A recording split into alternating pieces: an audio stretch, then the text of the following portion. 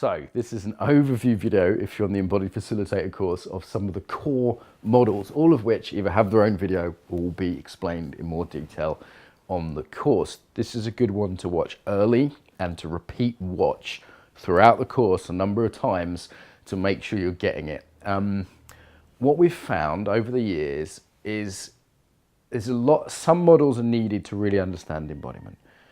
Not loads, but a few, not just one or two, because they have different functions. The first model actually is called the functions of the body. Normally we say there are 12. Sometimes these models and numbers go up and down a bit depending on how it's being passed, how it's being cut up, but functions usually 12.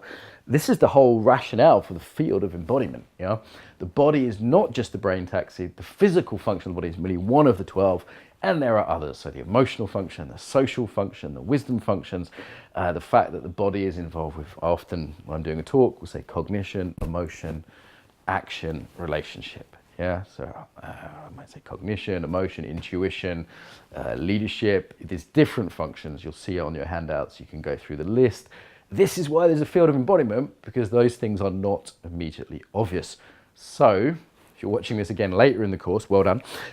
You may be presenting these very early in any talk or establishing these either explicitly or implicitly. There's more to the body than just a piece of meat that moves our head around, a brain taxi, as Francis used to say. However, there's more to it than that. There's these different functions. The next thing to establish is the body has different contexts. So often we show this in concentric circles. So there's physical body, then there's the embodied proper, which is this habitual layer of body patterns which is laid down. In EFC, we're trying to reveal those to you as a trainer, if you're in the first half of the course particularly, and you're trying to help students reveal those, become aware of their body patterns in the second half of the course. There's also, however, a relational layer, situational layer, and environmental layer, cultural layer. You need to be aware of these because otherwise people will object. They'll say, yeah, but that's just how I am today. Or, oh, everyone in New York is like that. They're not wrong when they say that. You need to address this concern that there are layers to embodiment. So I'm in Brighton right now. There's a particular embodiment in Brighton that is quite different even from London. As soon as people get off the train, they often say, oh, I felt more relaxed. They feel that cultural layer. Environmentally, you know, that cultural layer is now part of me on the cultural layer in the same way as being English or Irish is. I've picked up a bit of the cultural layer of Russia or America from living and working in those countries actually, but then it's just the environmental level. So the first time you go to Moscow, for example, there's a certain environment. It's quite fast, it's quite hard. You'll feel that the cold will impact you just physically, but also emotionally and embodied. Who you're with. You know, am I the same with my students as my wife, as my niece? Hopefully not. Yeah, there's some range we have. We're always embodied in relationship. This is really important. We're not just the individual with their patterns. It's always who we're in relationship with, even literally. You know, you might notice your own embodiment now. You're starting to become in relationship with me, even if it's the imagined me, or literally in the moment, all the imagined historical relationships that we're in, which can be triggered by different people. That person's sort of older, they remind me of my mum or whatever, yeah, or whoever. So we have blah, blah. So we're always embodied in these contexts: social, environmental, cultural, physical. These are the contexts we're embodied in, and you need to mention these when presenting the idea of embodiment or you'll get pushback. Critical model for the course is embodied intelligence. So we said, okay, the body is more than just the brain taxi. Now let's it's in these contexts, but now let's get practical. These 4 quadrants of embodied intelligence: self-awareness, self-leadership, social awareness, social leadership. You'll see another video and other handouts on those. That's the sort of specifics that we're learning on EFC and the specifics you're trying to teach other people or coach other people through later in the course. So that, in some ways, that's the most practical part of it. And then we further divide it into the 8 or 9 tools.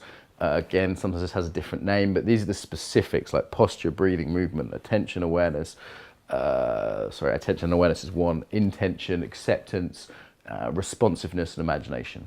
Sometimes we add breathing because it's so critical, even though it's really a combination of the others. These are critical because this is what you give operational instruction for. So I can't just say be more embodied. yeah, or center yourself. Instead, I say relax your belly. Relaxation is one.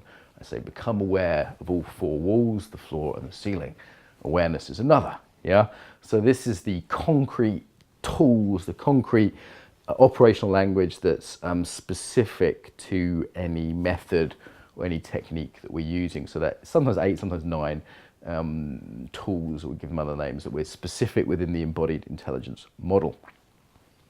Other core models, 4 elements. You're going to come across this a lot. You need some typology to understand different types of students, yourself, the world, cultures. 4 elements is an easy, universal one that people get quickly. You could use another one. We've found 4 is good. Sometimes we use yin and yang. However, 2's kind of not quite enough. 16 or 8, sometimes too many. So we've settled on 4 elements. You could use 5 elements, whatever. 4's nice because it makes this 2 sets of polarity.